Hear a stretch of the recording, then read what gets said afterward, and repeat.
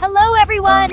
Welcome to the Little Miniature channel. Today I am going to draw and color beautiful sofa. Let's start drawing. I will now draw the bottom part of the sofa. Then two sofa sides.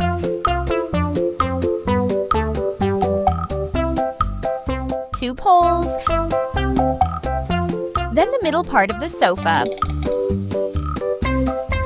Now I'm going to draw the middle and two handles of the sofa. Great! Now I am going to this black marker to make this beautiful drawing more visible. Let's start coloring. I will color it purple first. I will give it the same color side. Wow, that's great!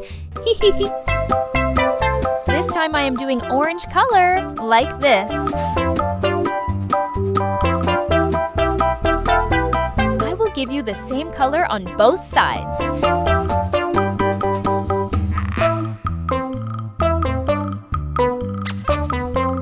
This time I will paint it green, like this. Awesome!